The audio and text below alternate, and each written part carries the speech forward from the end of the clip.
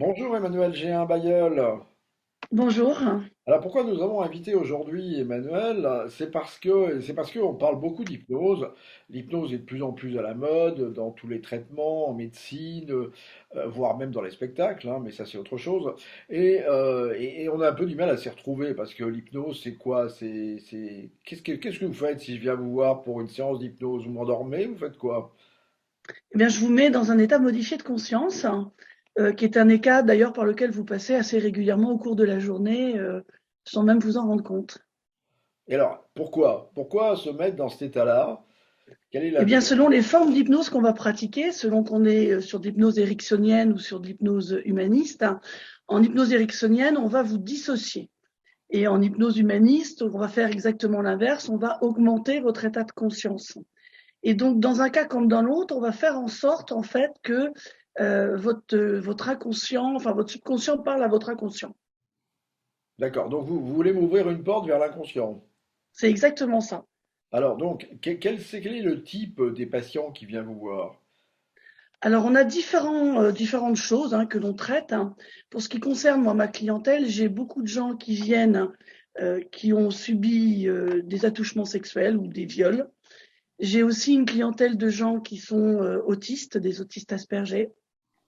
J'ai des gens qui viennent pour des problèmes de confiance en eux, des problèmes de stress, des problèmes de burn-out.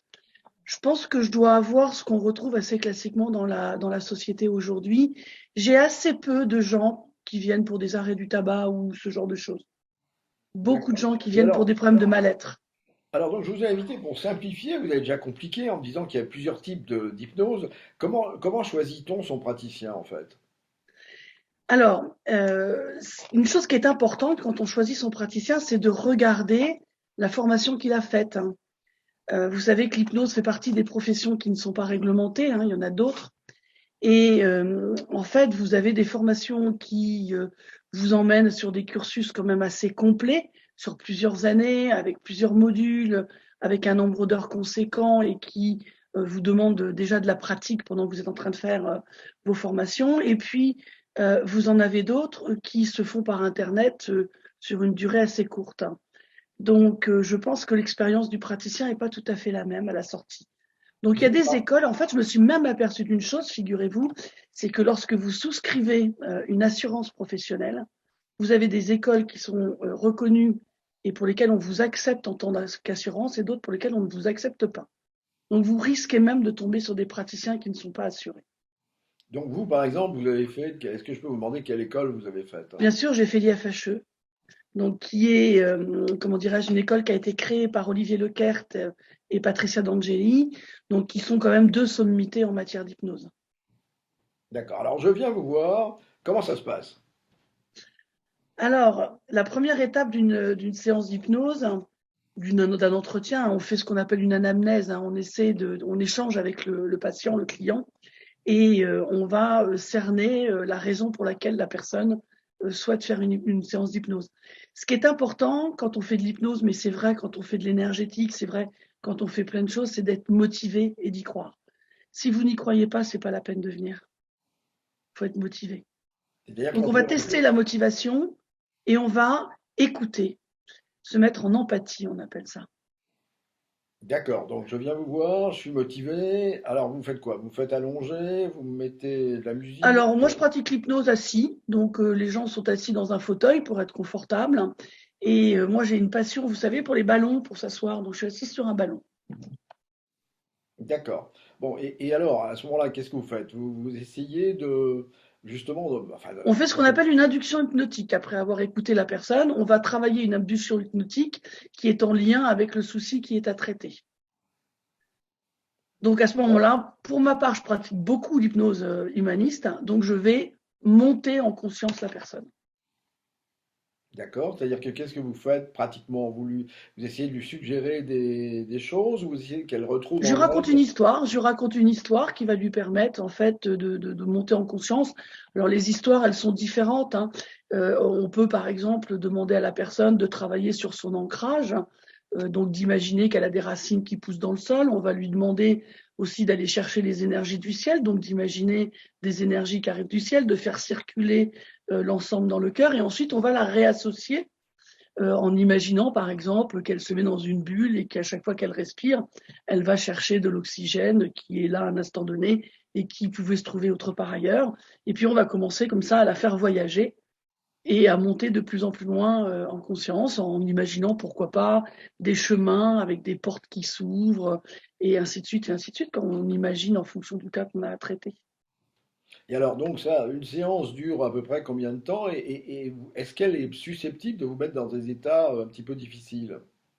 Alors, quand on est en conscience augmentée, on n'est pas du tout dans un état difficile.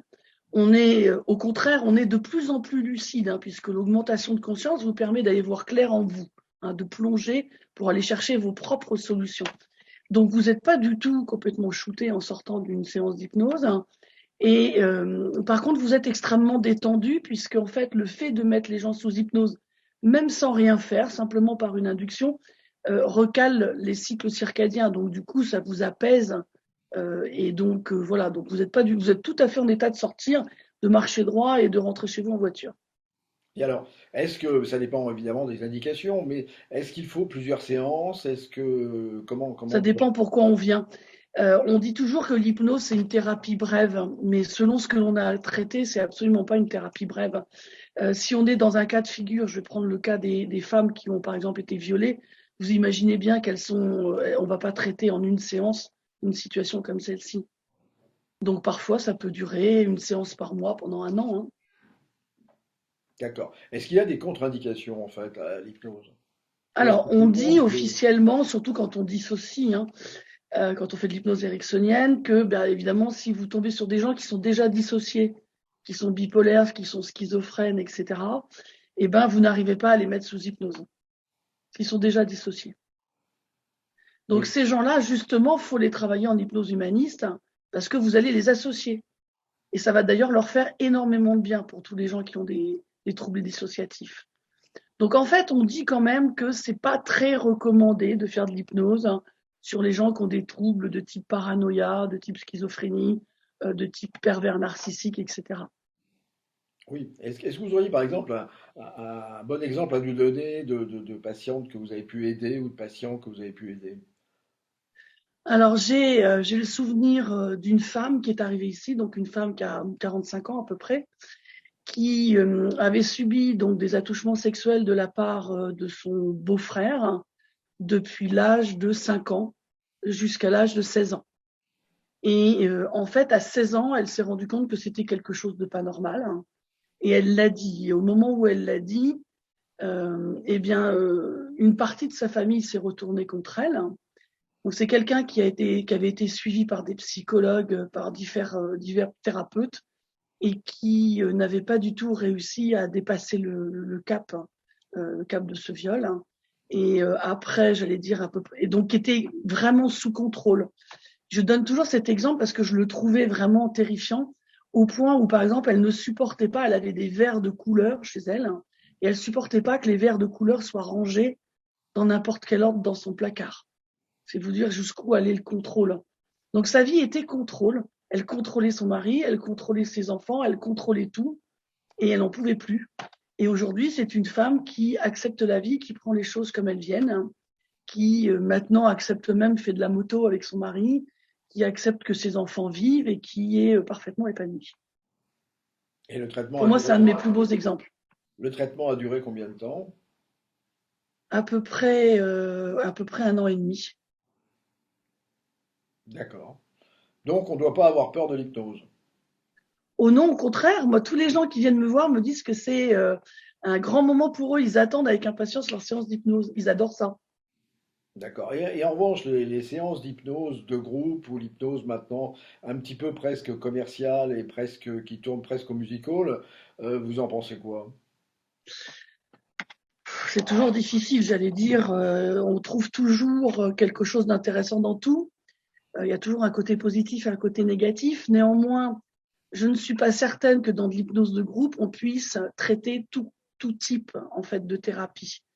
Probablement que on sait faire de l'hypnose, vous savez, un peu générique. C'est ce qu'on va retrouver dans les MP3 sur YouTube. Vous allez trouver des séances d'hypnose où vous allez être mis sous hypnose et puis voilà, vous prenez ce que vous pouvez prendre. mais vous n'êtes pas dans une relation vraiment de thérapie personnelle, hein, sur des séances de groupe. Et alors, Donc pour ma part, je pratique pas. vous nous avez dit donc que c'est une forme d'extension de conscience, une forme d'accès à des zones en soi auxquelles on ne peut pas accéder. Mais quels sont les rapports entre l'hypnose et par exemple ce qu'on appelle les vies antérieures ou éventuellement les non-dits familiaux? Alors les loyautés familiales, etc. En fait, on peut se retrouver confronté à des dysfonctionnements dans sa vie qui sont liés donc à des soucis qui viennent de notre généalogie. Donc en fait, vous savez que notre patrimoine s'inscrit dans nos mémoires cellulaires, hein, et que on peut donc retrouver des problèmes qui ne viennent pas de nous, mais qui viennent de nos ancêtres. Donc on peut être amené, alors en hypnose humaniste, on a des protocoles, j'allais dire symboliques, qui permettent, grâce à la thérapie symbolique, qui permettent de traiter des remontées dans les chemins de vie de façon symbolique. Et en hypnose ericksonienne, on va utiliser ce qu'on appelle des phénomènes de régression pour aller rechercher l'origine du problème et faire en sorte de contourner la difficulté pour éviter qu'elle ne se reproduise. Alors une régression en hypnose, ça peut être régresser dans le temps, revenir, je sais pas, moi vous avez 40 ans, vous revenez à l'âge de 30 ans, je sais pas, vous avez été licencié à 30 ans, depuis vous avez des TOC, et ben on va revenir sur ce qui s'est passé au moment où vous avez 30 ans. Mais ça peut être aussi parfois des choses qui arrivent de beaucoup plus loin, et là on va revenir dans les vies antérieures, hein, et on va aller chercher l'origine du problème. C'est quelque chose, la régression qu'on pratique assez souvent, mais qui est très différente de ce que on peut trouver, qui sont les spécialistes de l'hypnose quantique, qui notamment ont fait les formations de Laurence Cannon, où parfois vous avez des gens qui vous disent j'ai fait des séances d'hypnose de 4 heures, je vais aller rechercher mes vies antérieures, etc. Alors, moi je dis toujours, c'est que quand on fait de l'hypnose, on le fait pour obtenir quelque chose. À quoi ça vous sert de connaître vos vies antérieures si, à part par curiosité? Donc c'est bien de faire de l'hypnose pour régler des problèmes. L'hypnose quantique, ça peut vous faire rencontrer des choses difficiles. Il n'y a pas toujours un bénéfice-risque. Non, il n'y a pas toujours un bénéfice-risque. Et parfois, vous pouvez rencontrer des choses qui vous font peur. Donc, attention. Donc attention, il faut le faire vraiment avec des professionnels qui font que ça. Eh bien voilà, je pense que c'est une très belle conclusion, Emmanuel. En tout cas, on rappelle que vous êtes hypnothérapeute dans le grand centre de France, en quelque sorte. Enfin, après, Oui, pas très, entre Chartres et Le Mans, on va dire. le Voilà. Chartres et Le Mans, voilà, une belle région. Eh bien, Oui, écoutez, merci beaucoup. Et puis, si nos auditeurs veulent en savoir plus, eh ben, nous leur donnerons vos coordonnées, nous permettrons de leur donner vos coordonnées, et puis ils vous contacteront. En tout ça cas, marche. c'est bien, mais attention à l'hypnose. Oui, et surtout, prenez des gens qui ont des formations professionnelles. Voilà. Merci beaucoup, Emmanuel. Merci à vous.